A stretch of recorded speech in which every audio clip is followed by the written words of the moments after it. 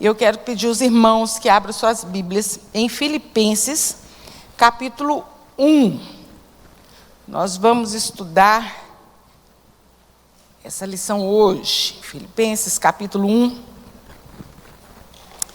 Vamos orar? Pai Celestial, louvamos ao Senhor. Não cansamos de louvar o Senhor. Como é bom podermos estar na Tua igreja, reunidos, Senhor, como igreja do Senhor. Meu Deus, há quantos anos, Pai, Paulo escrevia essa igreja ali para os irmãos de Filipos. Pai, a igreja estava ali iniciando. E hoje nós estamos aqui, resultado de vidas que se dedicaram ao Senhor. Meu Deus, que nós, hoje, possamos, Senhor, perpetuar essa história. Meu Deus, que nós possamos continuar levando a Tua palavra. Meu Deus, que possamos continuar anunciando Jesus e fazê-lo conhecido. Pai Celestial, obrigado pela porta dessa igreja aberta, para que possamos, Senhor, estudar a Tua palavra. Deus, e abençoa a Tua igreja, ao redor do mundo também que se reúne. Meu Deus, os nossos irmãos que se reúnem escondido, mas reúnem, porque a igreja do Senhor, ela é viva. Meu Pai Celestial, as portas do inferno não poderão prevalecer contra a Tua igreja. Deus, e nós continuaremos firmes, sim, anunciando a Tua palavra. Dá-nos a Tua bênção. Abençoa nossas crianças que estão na salinha, nossos adolescentes. Meu Deus, e nos abençoa aqui no estudo da Tua palavra, e que possa ser acrescentada em nossos corações, que oramos a Ti em nome de Jesus. Amém. Vamos ler Filipenses, primeira carta de Filipenses, capítulo 1, versículo 1 ao 11. Diz assim: Paulo e Timóteo, servos de Jesus Cristo, a todos os santos em Cristo Jesus que estão em Filipos, com os bispos e diáconos. A vocês, graça e paz da parte de Deus, nosso Pai e Senhor Jesus Cristo. Agradeço ao meu Deus toda vez que me lembro de vocês. Em todas as minhas orações em favor de vocês, sempre oro com alegria, por causa da cooperação que vocês têm dado ao Evangelho, desde o primeiro dia até agora. Estou convencido de que aquele que começou a boa obra em vocês, vai completá-la até o dia de Cristo Jesus. É justo que eu assim me sinta a respeito de todos vocês, uma vez que tenho meu coração, pois quer nas correntes que me prendem, quer defendendo e confirmando o Evangelho, todos vocês participam comigo da graça de Deus. Deus é minha testemunha, como tenho saudade de todos vocês, com profunda afeição em Cristo Jesus.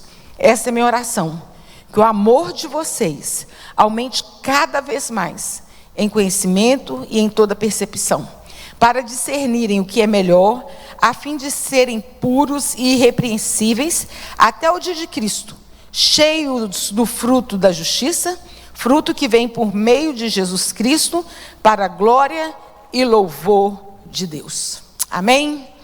Nós podemos ver aqui que Paulo estava preso em Roma, e ele ficava acorrentado a 2 soldados. Gente, dá para imaginar isso?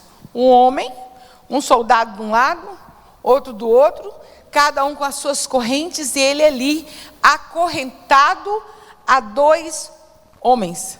E assim, acorrentado, preso, humilhado, castigado, ele não parava de escrever as suas cartas. E nada, nós vamos ver aqui nessa lição de Paulo, nada fez com que impedisse Paulo de anunciar Jesus, de anunciar a palavra do Senhor. E apesar de não estar em liberdade, de sofrer oposição dos colegas, a carta, quando a gente lê isso aqui, ele estava preso, tinha muita gente se contrapondo a ele, e mesmo assim, quando nós lemos essa carta, nós podemos ver a alegria que Paulo tinha, a alegria, a gratidão, porque ele diz aqui, porque o Evangelho estava sendo confirmado, o Evangelho estava sendo defendido. A alegria por causa da lembrança da comunhão dos irmãos em Filipos. É tão bom quando a gente lembra de alguém que a gente gosta muito, né? Ai, que que saudade que eu tenho daquela pessoa, daquele irmão, daquela irmã, da nossa comunhão, quando a gente comia coxinha junto, quando a gente saía. Ai, que tempo bom! Que bom que a gente tinha o tempo que nós tínhamos de estar em oração. E assim nós nos lembramos, nós nos recordamos dos nossos amigos, e assim estava Paulo, ali lembrando disso tudo, e acima de tudo, a alegria dele estava em Jesus. Mesmo no meio de tantas dificuldades, nós podemos ver a alegria de Paulo ali. Tinha um cântico, existe um cântico, a gente que quase não canta mais, mas alguns irmãos vão lembrar dele, fala assim: satisfação é ter a Cristo, não há melhor prazer já visto, sou de Jesus e agora sinto satisfação, satisfação, não sei o que lá, em mim. Sim, paz real, sim, gozo na aflição, achei o segredo, é Cristo no coração. E é um cântico, eu estava estudando essa lição, falei assim, gente, a gente devia voltar a cantar esse hino. É paz real, é gozo na aflição, achei o segredo, é Cristo no coração. E lá em Filipenses 4, Paulo fala sobre isso, sobre não andar ansiosos com coisa alguma. Em tudo, porém, seja conhecido. Ele começa no capítulo 4 de Filipenses falando assim: alegrai-vos sempre no Senhor. Outra vez vos digo, alegrai-vos. Seja a vossa moderação conhecida diante de todos os homens. Perto está o Senhor. Então, assim, eu lembro que uma vez eu fiz a cirurgia de vesícula e deu um problema. Uma semana depois eu tive que voltar para o centro cirúrgico. Eu lembro que eu chorava. E estava ali naquela mesa esperando a anestesista, eu chorando. Eu falei, meu Deus do céu, está perto da semana dos adolescentes. Nós íamos entrar na 6ª semana dos adolescentes. E eu chorava. E foi como se um anjo sussurrasse ao meu ouvido, falando assim: seja a vossa moderação conhecida de todos os homens, perto está o Senhor. Eu falei assim, nossa, eu estou chorando no desespero aqui, todo mundo sabe que eu sou serva do Senhor Jesus, que aquilo acalmou meu coração. Seja a vossa moderação, vosso equilíbrio, diante de todos os homens, perto está o Senhor, alegrai-vos sempre no Senhor. Não é fácil, irmãos, mas quando nós lembramos, como a Lia disse aqui, tudo isso passa, céus e terra poderão passar, mas a palavra do Senhor, as promessas do Senhor, não passam. Então, alegrai-vos sempre no Senhor. Outra vez vos digo, alegrai-vos. O salmista, no Salmo 100, já dizia assim: servi ao Senhor com alegria. Está lá no Salmo 100. Servir é um chamado do salmista, para que todos nós possamos servir ao Senhor. Não como um fardo, não como um peso, mas com alegria. E Paulo... nesse texto que nós lemos, tinha 3 fatores que marcaram o início da igreja em Filipos. Quando nós lemos lá em Atos, capítulo 16, dos versículos de 6 ao 10, nós vamos ver que Paulo, ele já havia viajado para todas as igrejas da Ásia. Estava andando, não todas. Ele estava andando pela Ásia Menor. Numa cidade, em outra. E ali ele foi anunciando ao Senhor. Meus irmãos, hoje a gente fala assim, eu vou viajar, eu vou em tal lugar. A gente, às vezes, pega... Esses dias eu estava chegando em casa, tinha um moço chegando também, e falei assim, não, há quanto tempo que eu não te vejo? Ele, não mora aqui não, estou chegando agora do Mato Grosso. Eu falei, não, muita estrada, né? Não, eu vim de avião. Saí de lá de manhã, cheguei agora, mas se fosse de carro, eram uns 3 dias. E se fosse a pé? E se fosse a cavalo, como era naquela época? Né? Navio? Quanto tempo não seria? E Paulo, ele andava por aqueles lugares, anunciando Jesus e abrindo as igrejas. E abrindo aonde ele passava, ele falava de Jesus. Ali ele treinava, você vai ficando aí que nós vamos entrar em contato. E o desejo que ele tinha era de voltar, fazer o caminho de volta, para fortalecer os irmãos das igrejas que ali ficaram. Mas ele estava um dia à noite, deixa eu achar aqui para ler com os irmãos, e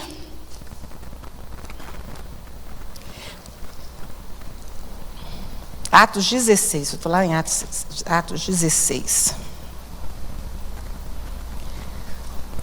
A partir do versículo 6, diz assim: Paulo e seus companheiros viajaram pela região da Frígia, da Galácia, sendo impedidos pelo Espírito Santo de pregar a palavra na província da Ásia. Quando chegaram à fronteira de Mísia, tentaram entrar em Bitínia, mas o Espírito de Jesus os impeliu. Então contornaram a Mísia, desceram a Troade. Durante a noite, Paulo teve uma visão, na qual um homem estava em pé ao seu lado e suplicava: passe a Macedônia e ajude-nos. Depois que Paulo teve essa visão, preparamos-nos imediatamente para partir para a Macedônia, concluindo que Deus nos tinha chamado para lhes pregar o Evangelho. Então eles estavam preparando para ir para outro lugar. Você vê nesse textinho aqui que nós lemos, quantas vezes que o Senhor falou assim: não, aí você não vai, pode pregar aí não, aí vocês não vão não. E eles estavam no seu coração planejando ir para outro lugar. E quando ele tem uma visão, um homem clamando: vem a Macedônia trazer a palavra e prega para a gente. E ele acordou, e ali ele entendeu que era o Senhor que estava falando, que o Espírito Santo de Deus estava direcionando. Meus irmãos, nós precisamos estar com os nossos ouvidos atentos ao que o Espírito Santo de Deus nos fala e nos conduz. O homem pode fazer planos, mas a resposta certa vem do Senhor. Paulo, nesse momento, ele não teve dúvida alguma que foi o Senhor que havia chamado para anunciar o Evangelho. E a história dessa igreja, ela é linda. Um dos motivos é porque ela começou através da obediência de um homem. Que Paulo poderia ter falado assim: não, eu vou ficar por aqui, eu acho melhor eu voltar e fazer o que eu estava pensando. Mas ele não, ele preferiu obedecer ao Senhor. E quando nós continuamos a ler aqui Atos 16, nós vamos ver que, em consequência, a obediência de Paulo à voz do Espírito Santo, só nesse texto aqui nos fala da conversão de 3 pessoas. Sábado, Paulo saiu com os irmãos para poder orar, procurar um lugar para poder orar. E ele chega à beira de um rio, e ali havia algumas mulheres que estavam também ali reunidas. A Bíblia não fala fazendo o quê, mas estavam ali. E havia uma entre elas. O nome dela é Lídia, vendedora de púrpura da cidade de Tiatira. Uma mulher financeiramente bem, temente a Deus. A palavra nos fala sobre isso, que ela era temente a Deus, mas não conhecia Jesus, mas não tinha salvação. Quando nós lemos Atos capítulo 10, nós vamos encontrar lá um homem chamado Cornélio, bem parecido com essa mulher. Era um homem temente a Deus, um homem que fazia boas obras.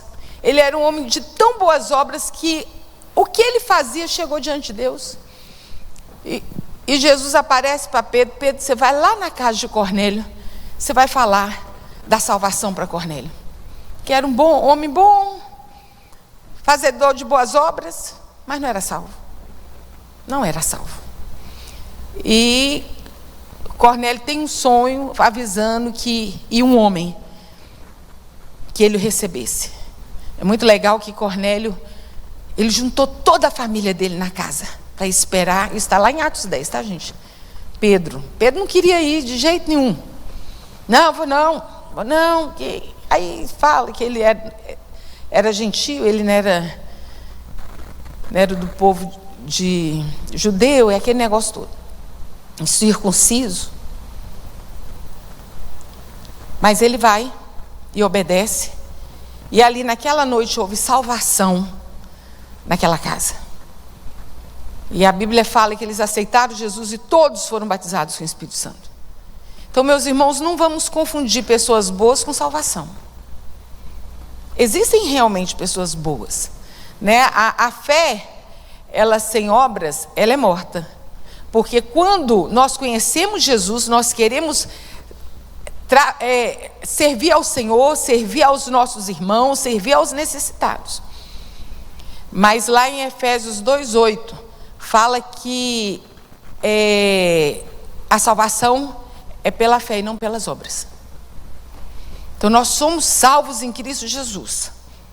Fazemos as boas obras porque nós amamos as pessoas, nós precisamos que elas sejam salvas. Precisamos amar uns aos outros. 1 João 4:1-8, 4:7. Amados, vamos amar uns aos outros, pois o amor vem de Deus, e todo que ama é nascido de Deus. Se não amas, não conhece a Deus, pois Deus é amor. Então, vamos prestar atenção. Tem pessoas que são boníssimas, mas já receberam Jesus? Confessam Jesus com seus lábios? Essa moça aqui, ela era temente a Deus, mas ela reconheceu Jesus como seu único e suficiente Salvador.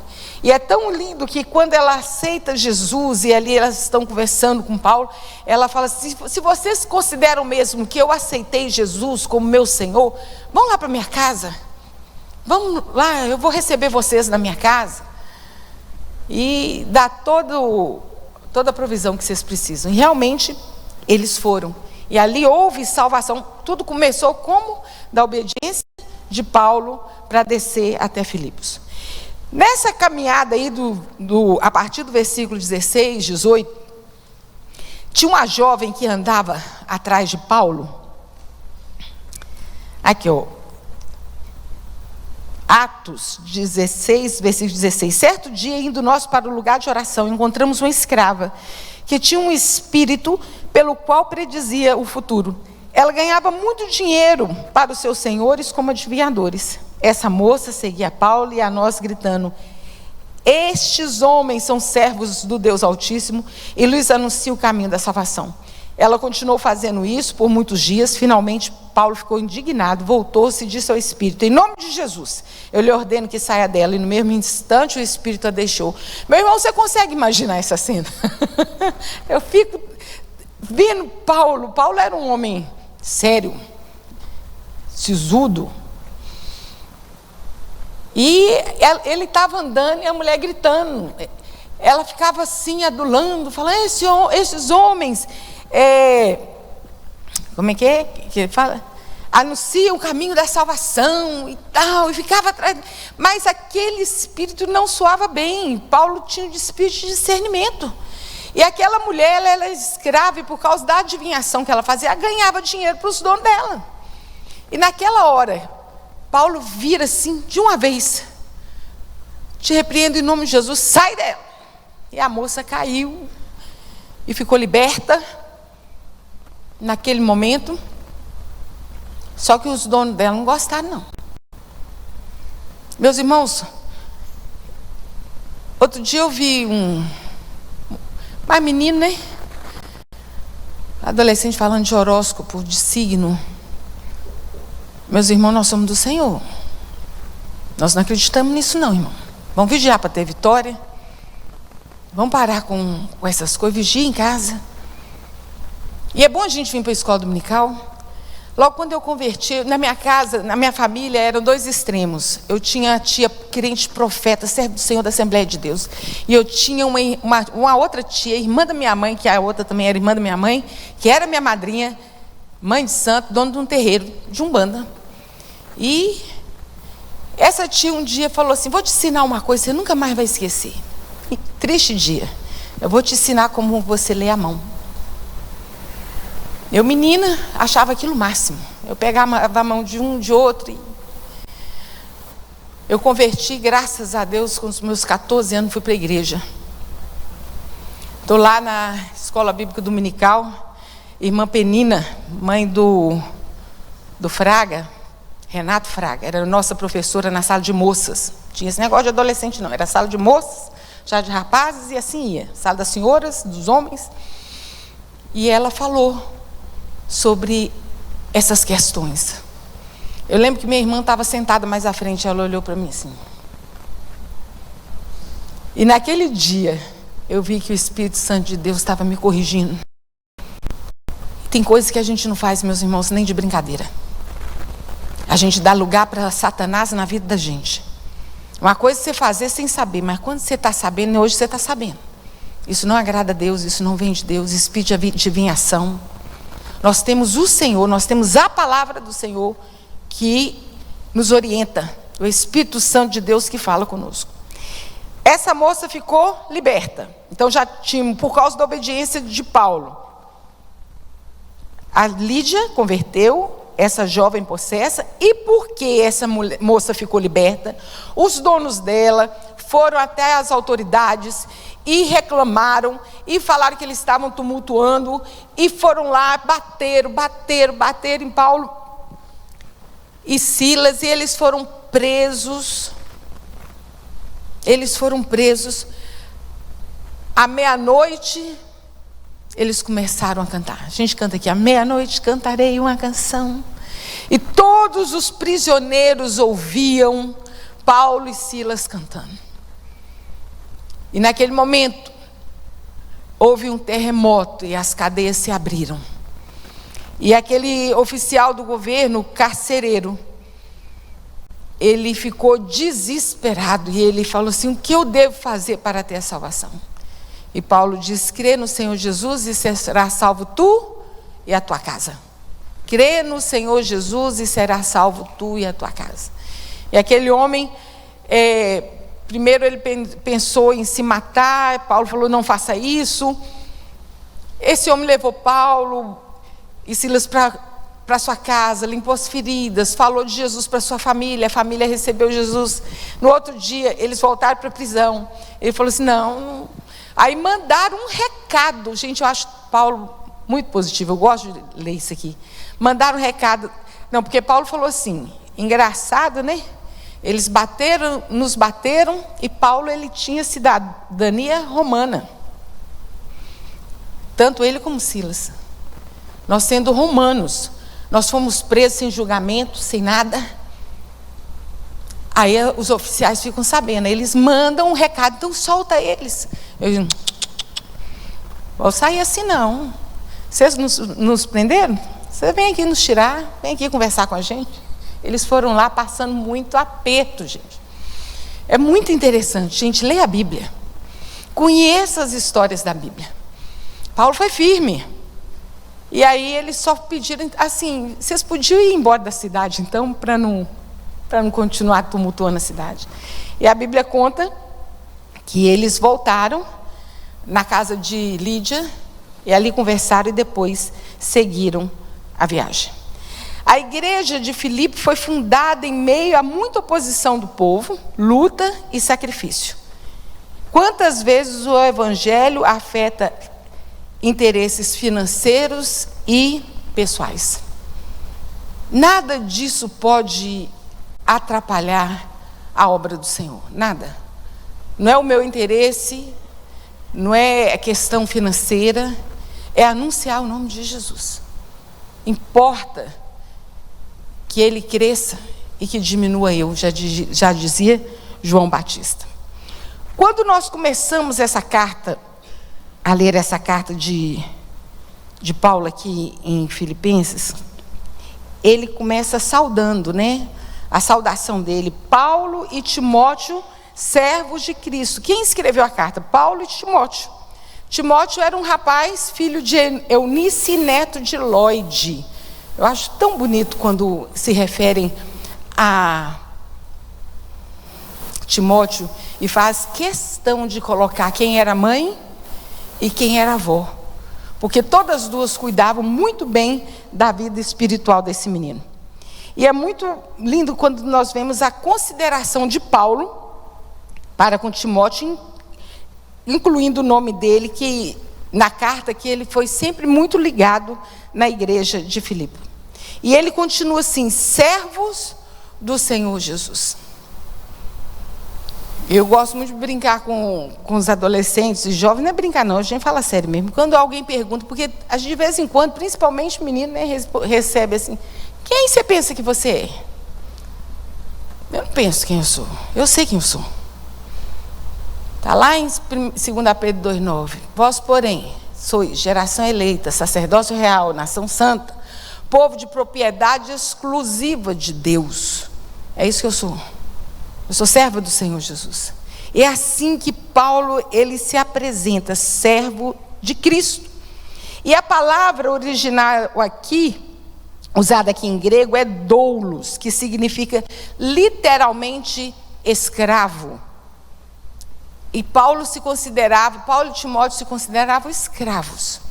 E quando nós lemos no Novo Testamento a respeito dos escravos, quando dava o tempo deles que eles poderiam ser libertos, eles chegavam perto dos seus donos e falavam assim: olha, chegou o meu tempo, eu posso ir embora, eu posso ficar livre, mas eu gosto mais de trabalhar com o Senhor, eu quero ficar com o Senhor, não quero ir embora. Você tem certeza disso? Tenho. Então tá bom. Então eu vou furar a sua orelha. Porque quem vê que a sua orelha furada, vai ver que você é servo, porém você é livre. É isso que nós somos.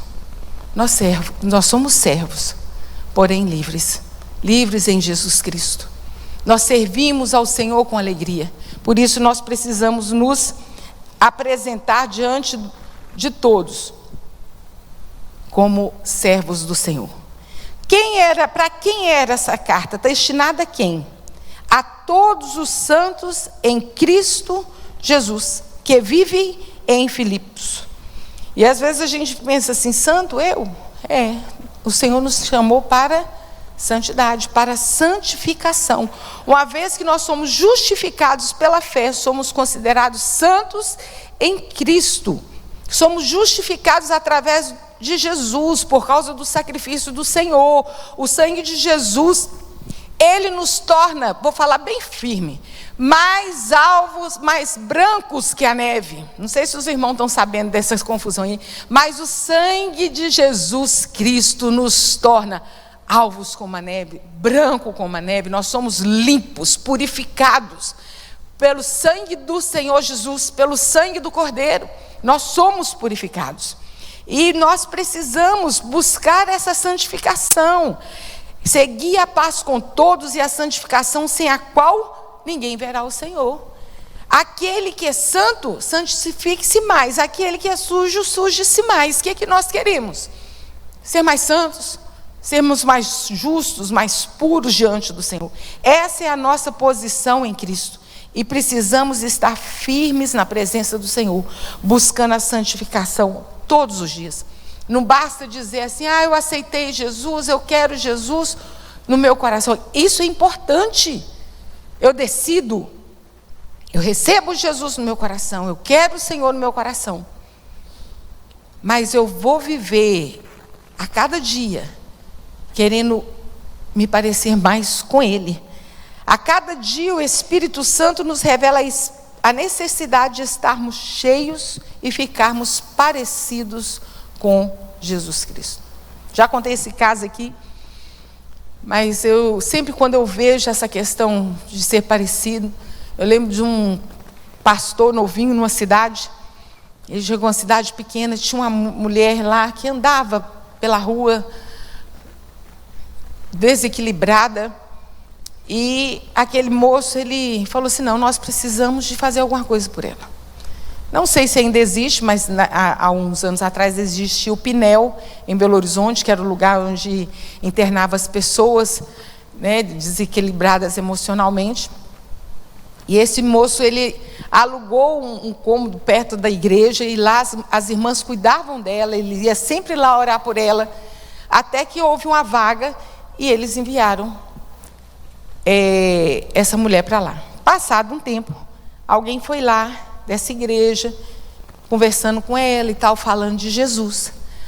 Ela virou e falou assim: eu conheço ele, eu conheço esse moço. Você conhece? Conheço. Ele cuidou de mim, ele alugou uma casa, ele me colocou lá. Ela estava falando do pastor. Então, cristãos quer dizer pequenos cristos, que nós possamos ser mais parecidos com o Senhor, e com isso nós precisamos de uma vida de santificação. É apartar do pecado mesmo. Aquele que mentia, não minta mais. Aquele que roubava, não roube mais. Não, isso não cabe a nós mais. Em Cristo, ele continua, em Cristo. Aos santos em Cristo Jesus. Eles estavam ali em Filipos. Meus irmãos, onde quer que nós estivermos, nós precisamos antes estar em Cristo. Eu estou na minha empresa, mas eu estou em Cristo. Eu tenho que lembrar isso. Eu estou em Cristo. Eu sou de Jesus Cristo. Eu posso estar na minha faculdade, na minha escola. Eu estou nele. No meu trabalho, em qualquer lugar, eu estou nele. Eu tenho que ser parecido com ele. E ele continua, aos bispos e diáconos. Paulo se dirige a uma igreja organizada. Aos bispos, diáconos, era uma igreja neotestamentária, que relativa ao Novo Testamento da doutrina cristã. Tinha um corpo de membros, a liderança oficiais e a supervisão exercida pelo apóstolo Paulo e também o ministério ocasional da pessoa de Timóteo, vindo de fora. Aqui vemos que a igreja foi equipada por uma liderança. Meus irmãos, onde quer que formos, nós sempre teremos uma liderança. Que senão a coisa não anda, né? E Deus levanta no meio da sua igreja. Quantos líderes nós temos aqui dentro da nossa igreja? Quantos ministérios? Uma igreja organizada. E isso não é da agora. Isso é desde quando a igreja ela começou. E Paulo, ele faz uma combinação na saudação da carta. Ele fala assim, graça e paz. Graça é favor e merecido. Nós não merecemos, mas o Senhor nos dá a sua infinita graça. E paz. Paz com Deus, paz shalom, né? Paz com Deus, paz com o próximo e paz conosco mesmo. A paz do Senhor Jesus. Tem irmãos que nos cumprimentam, graça e paz. O outro fala assim, paz do Senhor, irmão. Né? Lá em João 17:15 diz assim, deixo-lhes a paz, a minha paz vos dou. Não vos a dou como o mundo a dá. Tanto a graça como a paz vem de Deus, nosso Pai, Senhor Jesus Cristo. Por isso que é bom nós saudarmos os irmãos, né? E é muito interessante quando Jesus instrui os discípulos que eles vão entrar em algum lugar, em alguma cidade, que ele dê a paz e o povo não responder, não corresponder de maneira correta ou destratar. Ele fala assim, te bate a poeira do seu pé e vai. Não vamos procurar briga com ninguém, não. Eu estou te oferecendo a paz. Você não quer a paz? Fica na paz. Vamos embora. E aqui, a partir do versículo 3, nós vemos na carta de Paulo, a sua oração em favor daquele povo. É oração de gratidão. Ele dá graças a Deus por aquele povo. Ele lembra daquele povo com a gratidão por tudo que eles tinham feito na sua vida e por quem eles eram ali na presença do Senhor. Coração grato é algo que nós precisamos pedir ao Senhor. Uma oração abrangente, em tudo recordo de vós. Nós não podemos esquecer, meus irmãos, daqueles irmãos que foram bons para conosco. Aqueles que não foram, aí a gente tem que esquecer mesmo. Agora, os que foram, a gente tem que olhar para o irmão e ser grato. E sabe que de vez em quando você tem que chegar e falar, meu irmão, você sabia que eu sou grata a você por causa disso? Às vezes a pessoa nem sabe que foi usada por Deus na nossa vida. E nós precisamos agradecer a Deus pelas pessoas que Ele põe ao nosso redor. Uma oração constante.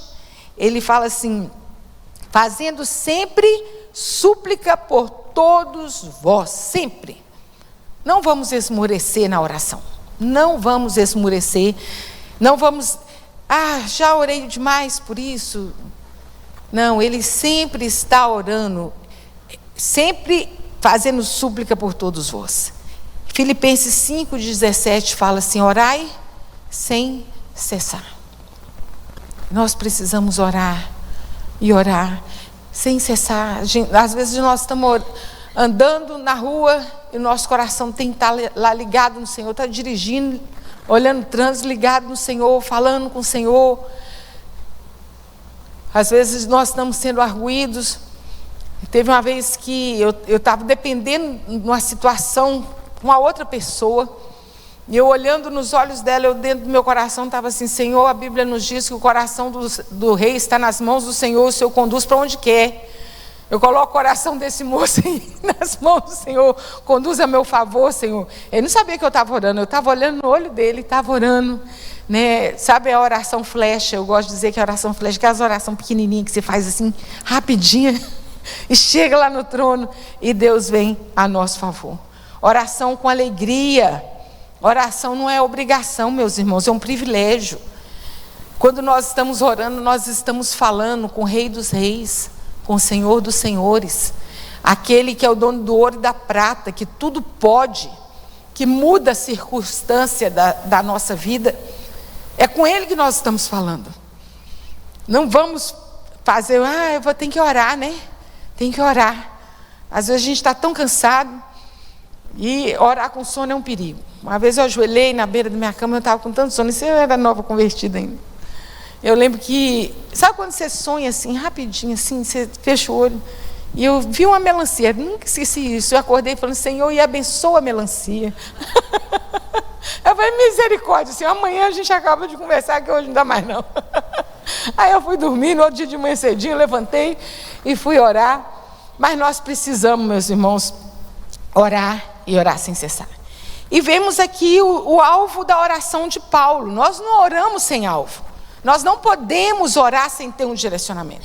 Pelo que Paulo orava, aqui entre os versículos 9 a 11, ele orava que seu amor transborde nos corações, abundância do nosso amor para com Deus e para com os outros. Ele orava a Deus que o coração daquele povo se transbordasse ao Senhor de amor. Que seu coração seja cheio em conhecimento e percepção. Para quê? Para aprender e também para poder ensinar. Nós não podemos reter aquilo que nós temos aprendido. Nós precisamos dividir. Lá em Oséias 6,3 diz assim: portanto, conheçamos e prossigamos em conhecer ao Senhor. E ele continua: discernam o que é melhor. Nós sabemos, nós temos já maturidade para discernir entre o bom e o ruim, entre o bem e o mal. E aqui era a oração de Paulo, então nós precisamos pedir ao Senhor: Senhor, nos dá discernimento, nos dá discernimento. Paulo orava a favor desse povo, para que eles optassem sempre para o que é excelente. Bom é inimigo do melhor. Às vezes a gente acomoda no bom, né? Não, tá bom, bom é inimigo do melhor. Pode ser melhor? Então vamos ser. Para que sejam sinceros e inculpáveis. Irmãos, esse termo sincero, ele veio... Antes vendia muitos vasos de barro. E às vezes, e quando a pessoa chegava para comprar o vaso, o dono perguntava assim: você quer com cera ou sem cera? Por quê? Dava uma trinca, a pessoa vinha, encerava e tampava aquela trinca. Aí a pessoa: não, eu quero sem cera. Eu quero sem cera, sem cera, sem cera, virou a palavra sincero. É isso que nós precisamos ser. Sem máscara. Sem sermos transparentes, sermos genuínos. Sem cera, sinceros, diante de Deus e inculpáveis. Que ninguém tropece por nossa causa. Que ninguém seja condenado por nossa causa. Inculpáveis. Sejam para a glória e louvor do Senhor. Esse era o desejo de Paulo para os crentes em Filipos e para nós também. Que possamos ser irrepreensíveis e sinceros diante de Deus e diante dos homens. Vamos ler mais um pouquinho aqui, a partir do versículo 12. Diz assim: quero que saibam, irmãos, que aquilo que me aconteceu tem, ao contrário, servido para o progresso do Evangelho. Como resultado, tornou-se evidente a toda a guarda do palácio e a todos os demais que estou na prisão por causa de Cristo. E os irmãos, em sua maioria, motivados no Senhor pela minha prisão, estão anunciando a palavra com maior determinação e destemor. É verdade que alguns pregam Cristo por inveja e rivalidade, mas outros o fazem por boa vontade. Estes fazem por amor, sabendo que aqui me encontro para a defesa do Evangelho. Nós, só situar aqui para os irmãos nós estamos lendo Filipenses capítulo 1, já estamos no versículo 17, isso. Mas aqueles pregam Cristo por ambição egoísta, sem sinceridade, pensando que podem causar sofrimento enquanto estou preso. Mas o que importa? O importante é que, de qualquer forma, sejam por motivos falsos ou verdadeiros, Cristo seja pregado, e por isso me alegro. De fato, continuarei a alegrar-me, pois sei que o que me aconteceu resultará em minha libertação, graças à oração de vocês e auxílio do Espírito Santo. Aguardo ansiosamente e espero que em nada serei envergonhado. Ao contrário, com toda a determinação de sempre, agora em Cristo, será engrandecido meu corpo, que é pela vida, que é pela morte. Porque para mim viver é Cristo e o morrer é lucro. E quando nós lemos aí, Paulo já tinha 2 anos que estava preso em Cesareia. E ainda preso, ele fez aquela terrível viagem que está lá em Atos 27, que eles foram de navio. E olha, ele entra dentro do navio e ele fala assim, gente, traduzindo para o dia de hoje, essa viagem vai dar ruim. Se eu fosse vocês, não pegava esse caminho não. E ninguém quis ouvir Paulo. E a viagem complicou. Quando eles viram que que o barco ia afundar, que não tinha jeito, eles começaram a jejuar. Depois de 14 dias que eles já estavam sem comer, Paulo falou assim, é bom que todos comam, para ficar forte, para sobreviver, para passar aquilo que nós vamos passar, mas fique tranquilo, ninguém vai morrer. Ninguém vai morrer. Todos antes salvarão, mas nós vamos perder tudo. Aí eles começaram a dar ouvido a Paulo. É interessante quando você lê Atos 27, que Paulo avisou e as coisas foram acontecendo aos poucos. E as pessoas não atinavam para aquilo que tinha sido avisado. Quantas vezes nós somos avisados de alguma coisa e endurecemos o nosso coração, na história da nossa vida começa a dar ruim, e depois lá na frente que você fala assim, nossa, eu devia ter escutado antes, né? É igual a última trombeta que nós ouvimos, né, Rosane? Sempre passamos para os meninos, depois que Jesus volta, que fecha as portas. Isso é quem quiser ouvir, a última trombeta tem no YouTube. Ela fala assim, eu devia ter cuidado mais da minha vida espiritual. Eu devia ter cuidado mais da minha vida espiritual. Agora não tem mais jeito. Agora a porta fechou. Nós estamos sendo avisados. Jesus está às portas. Vamos acertar nossa vida com Deus. Vamos viver em santidade. Vamos estar preparados para a volta do Senhor. Para que não nos pegue de surpresa. E nós estamos sendo avisados. Aqui Paulo estava avisando, E nessa viagem, isso aqui ele estava escrevendo depois que aconteceu essa viagem. Quando escreveu aos Filipos, ele estava em Roma e continuava preso, acorrentado dia e noite a um soldado da guarda imperial. Não era fácil. Mas no meio disso tudo, lá em Filipenses 1,18, ele falou assim, com isso me regozijo, sempre me regozijarei em toda e qualquer situação. Não sejamos omissos em anunciar o Senhor. Gente, aquele homem estava preso. E ele, mesmo assim, ele continuava anunciando ao Senhor. Ele enfrentou situações muito difíceis. Quando você está enfrentando uma situação desesperadora, é muito fácil se tornar uma pessoa magoada. Você já viu gente que fica revoltado com Deus? Por que Deus deixou isso acontecer? Ah, porque Deus não fez isso? Ah, porque Deus não... Gente cheia de mágoa.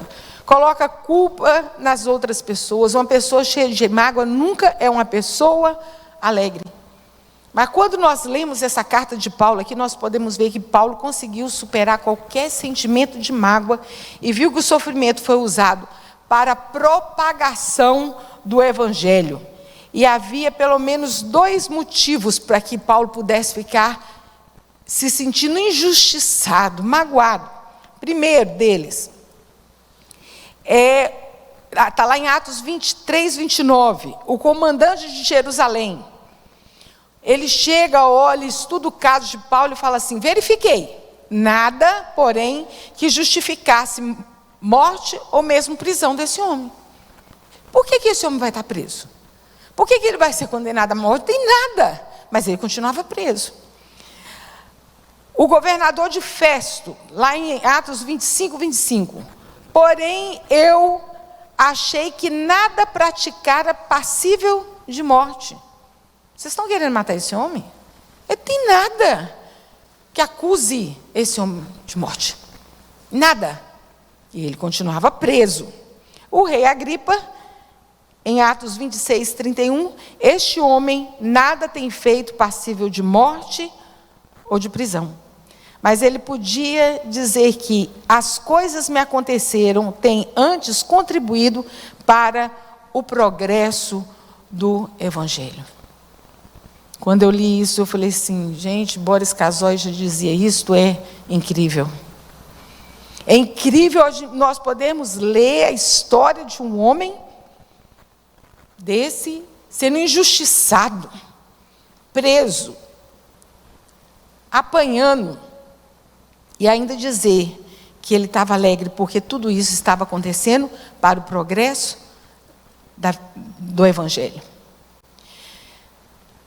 E tinha também a inveja dos colegas. Nós lemos aqui, nos versículos 15 a 18, que uma vez que ele estava preso, não estava mais na igreja, alguns aproveitavam a situação para exercer primazia, assumindo o lugar deixado por ele. E não faziam com excelência e sinceridade, achando que isso poderia afetar Paulo. E ele fala assim, gente, o que importa? Porque sempre aparece alguém, né? Nossa, você está vendo lá, fulano está falando de você. Fulano está desfazendo aquilo que você desfez e tal. Coisa. Aí ele pergunta assim, mas ele está anunciando o nome de Jesus? Você sabia que a palavra de Deus, ela nos basta? A palavra do Senhor, ela fala por si mesmo. E Paulo fala que o que importa é que o Evangelho, que Cristo estava sendo pregado. No mais, os homens iam dar conta para Deus, não era para ele. Mas o nome do Senhor estava sendo pregado. E sabendo disso, da vontade permissiva de Deus, mesmo com dificuldade de fazer suas necessidades básicas, até de beber um copo d'água, Paulo relata que tudo contribuía para o progresso do Evangelho. Meu irmão, uma vez eu fiz uma brincadeira com os meninos no acampamento, que a gente amarrava um pé no outro, não sei se a Lili estava nesse dia. A gente foi amarrando um pé no outro e eles tinham que andar, você lembra dessa, Sidney? Eles tinham que andar, acertar o passo para poder andar. Porque se um desse um passo em falso, era um grupo de 10, todo mundo caía. Então eles tinham que andar juntos. Imagina você, eram os pés, imagina você de mãos amarradas ao outro todos os dias. Mas ele falava, tudo isso contribui para o progresso do Evangelho. Ele estava acorrentado a 2 guardas e não perdeu a oportunidade de falar de Cristo.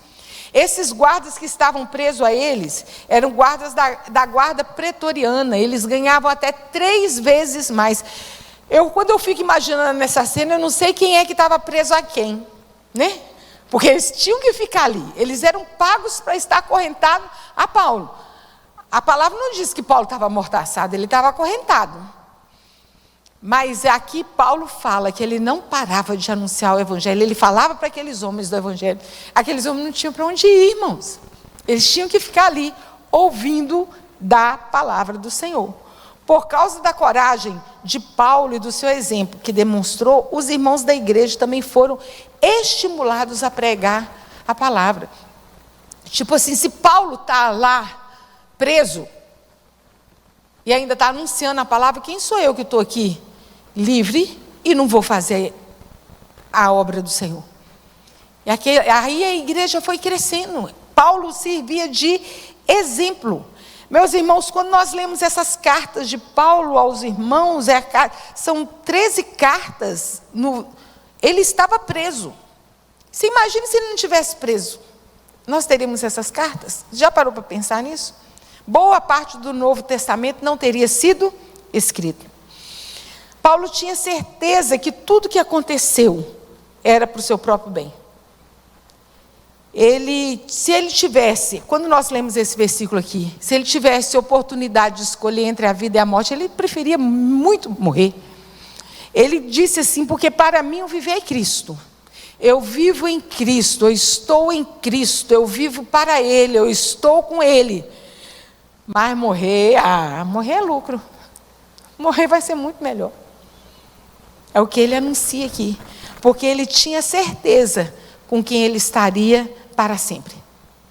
No meio de todo sofrimento, podemos ver Paulo teve novas experiências com o Senhor. E na vida, nós temos oportunidade de crescer espiritualmente no meio de circunstâncias difíceis ou fraquejarmos olhando para ela. Como o cântico que fala assim, não olho as circunstâncias, olho o teu amor. Não me guio por vista, alegre vou. Tem circunstâncias, se a gente tirar os olhos do Senhor, como Pedro estava tadinho, estava tão bonitinho andando sobre o mar, né? Aí veio um trovão, ele tirou o olho de Jesus, olhou para a tempestade por um instante, ele começou a afundar. E assim acontece conosco no meio das dificuldades da vida. Deus usa circunstâncias e pessoas para o benefício do nosso crescimento espiritual. Paulo queria dizer aqui que morrer está imediatamente na presença de Jesus. Jesus disse assim, lá em João capítulo 11, aquele que crê em mim ainda que esteja morto, viverá. E Paulo cria nisso. Enquanto Paulo estava nesse mundo, aí ele fala assim, viver quer dizer que você pode trazer frutos para muitos outros. Que ele entendia que se ele estava vivo, ele ia viver para ser bênção na vida dos outros. Então, já que eu não morri ainda, e estou vivo, que eu viva para a glória do Senhor. Quer vivamos, quer morramos, que isso seja para a glória do Senhor. Então, Paulo aqui nessa passagem, ele nos dá testemunho em 3 tempos. No passado, seus sofrimentos foram usados para o progresso da igreja. No presente, ele viu o evangelho, o nome do Senhor sendo anunciado, embora não fosse como ele queria, ou pelo motivo que estava sendo pregado. No futuro, o seu dilema. Paulo não sabe que o futuro tinha para ele, nem o que desejar, morrer ou viver. Mas uma coisa é certa, o seu futuro está na mão do Senhor. Importa é que Jesus seja glorificado.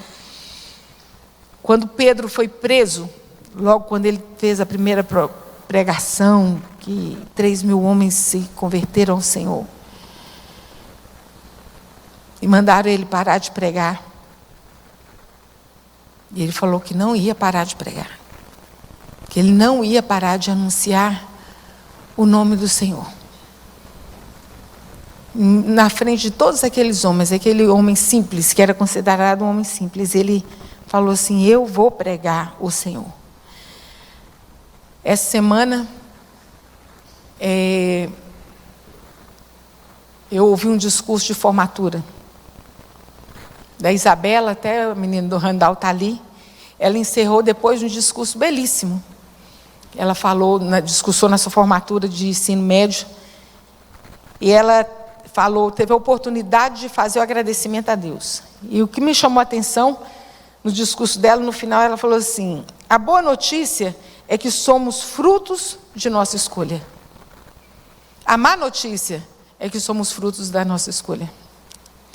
Então, meus irmãos, vamos escolher viver com o Senhor, para Ele, por Ele, que importa que Ele cresça e que diminua eu, e que o nome do Senhor sempre seja pregado, e que a igreja do Senhor continue crescendo, e que o que depender de mim e de você, que isso possa acontecer.